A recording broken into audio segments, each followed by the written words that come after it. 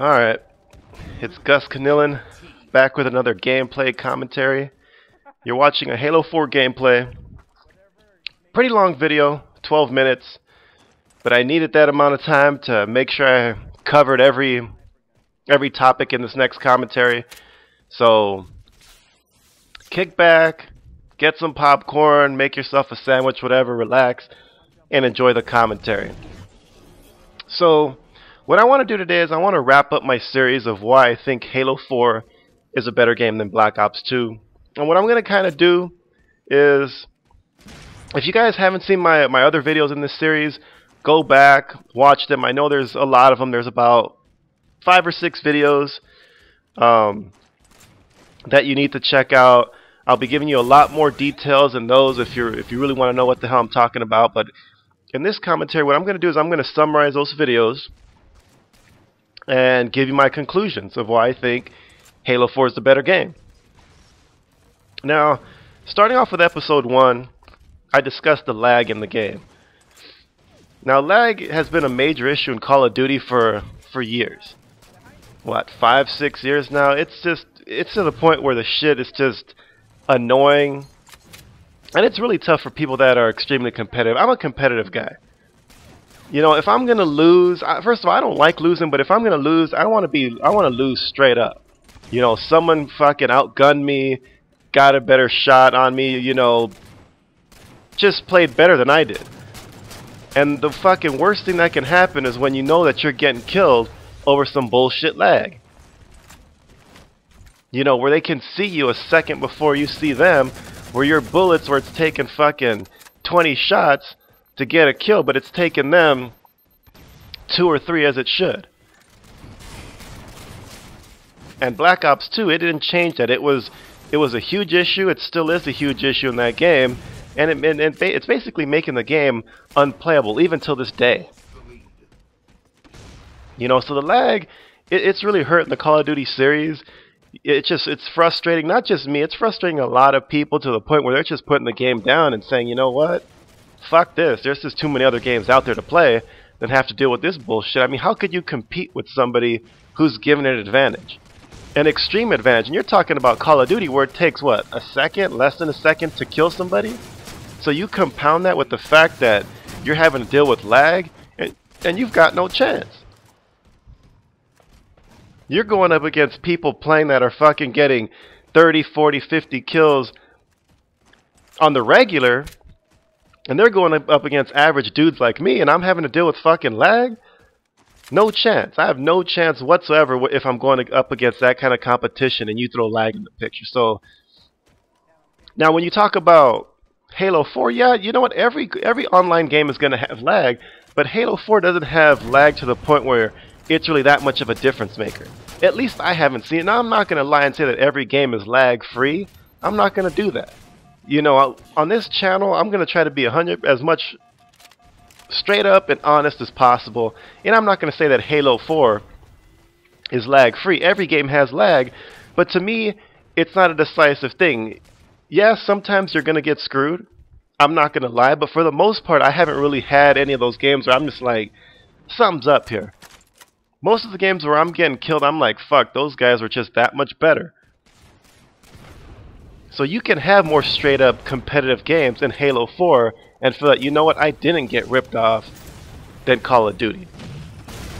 The next episode in the series, I talked about the camping.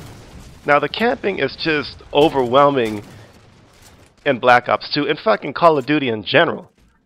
You know, but being more specific, Black Ops 2, people are still doing it. People are still doing it because over the years, they've made it's been so important to get such a high KD that people are like, well, fuck, you know, I don't want to die. You know, I want my KD to look good. You know, but what did they introduce last year? The fucking online thing where you can show your friends your stats on your phone and all this other bullshit. Oh, look at me, I don't die. No one gives a shit about that. That's lame, but the thing is, they've pounded into our head year after year.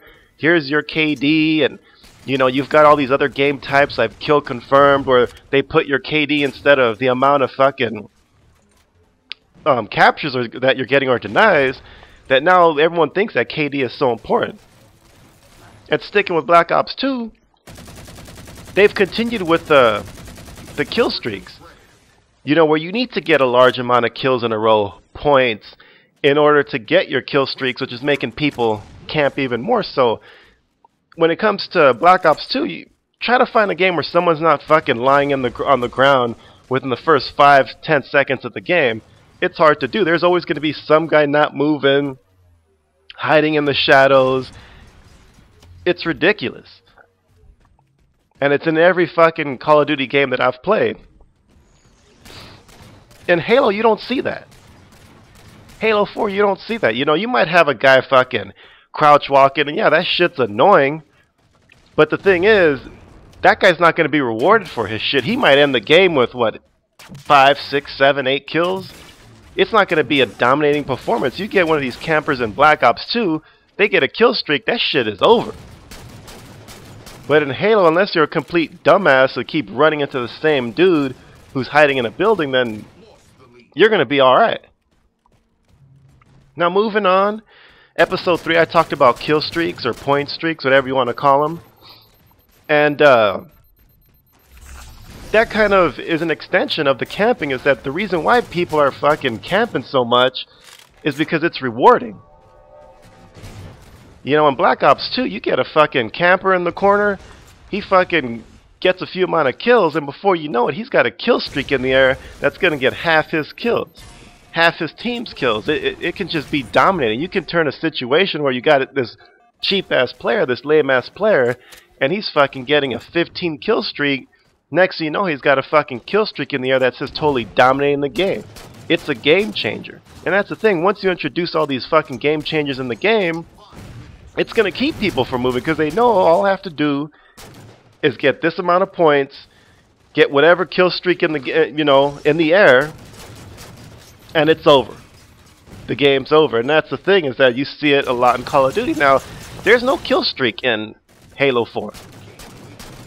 People have always thrown out there, oh, the ordnance. The ordnance is nothing like a kill streak, because you get it just based on kills. You can die 30 times and you'll still get ordnance, and usually the ordnance that you're going to get, it's not going to be anything devastating. Now, yeah, sometimes you can get a shotgun. I love the shotgun. I fucking put in some work with the shotgun.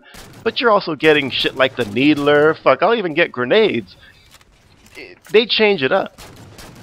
You can get a shitload of kills in a row, and it doesn't guarantee that you're going to be getting a devastating kill streak. So to me, it's no comparison. You don't get anything in Halo 4 that's just going to say, you know what, I'm going to keep you, from moving so that you can get this weapon or kill streak, and it's going to change the game. So in my opinion, no comparison between the two. The kill streaks have just gone overwhelmingly powerful. It's just a joke, to where people are always fucking camping in order to get them. Episode 4, weapons. People will say what they want, about Halo 4, the bolt shot being overpowered, everybody using the DMR, but everybody has access to these weapons.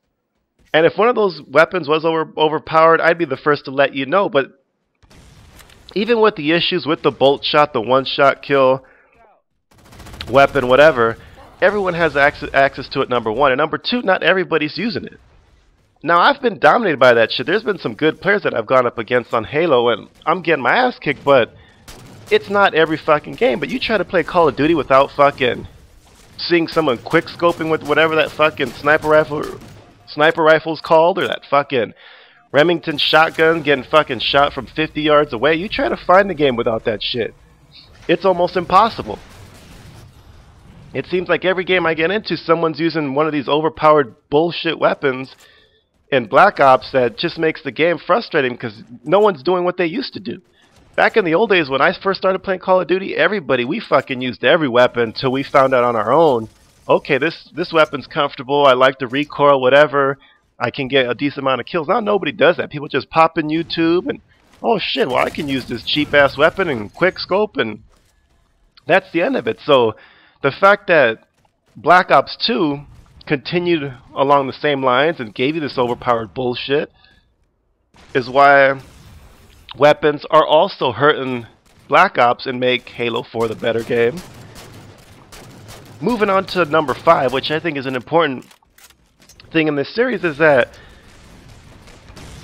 with a new Call of Duty being released every fucking year, they don't have enough time to fix all the bugs in the game, to fix all the holes. And that's the thing that you have to understand, is that every year when we get a game, we're basically getting a fucking beta.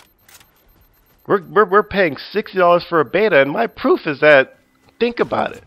Every year, and this game is no exception, we usually get a Call of Duty game right out of the box that fucking doesn't work correctly. There's either one or two weapons that is not just overpowered, but it's devastatingly overpowered to the point where everybody's using it.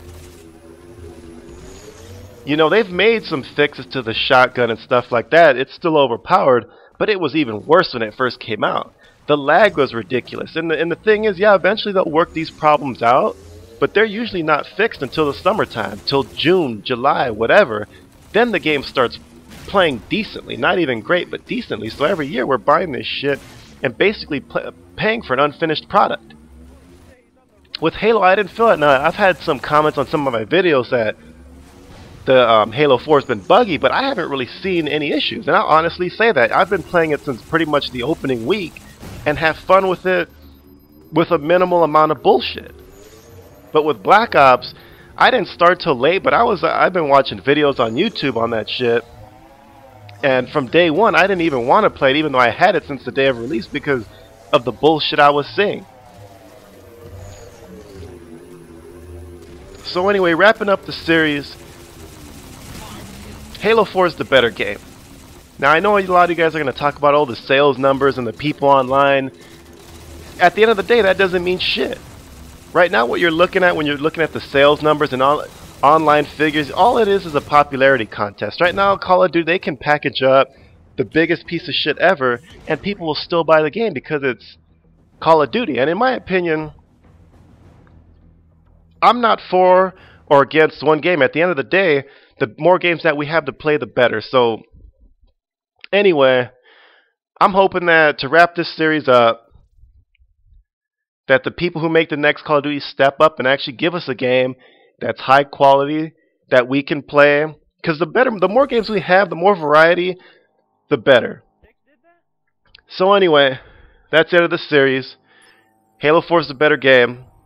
If you haven't gotten, pick it up, and I'm out. Peace.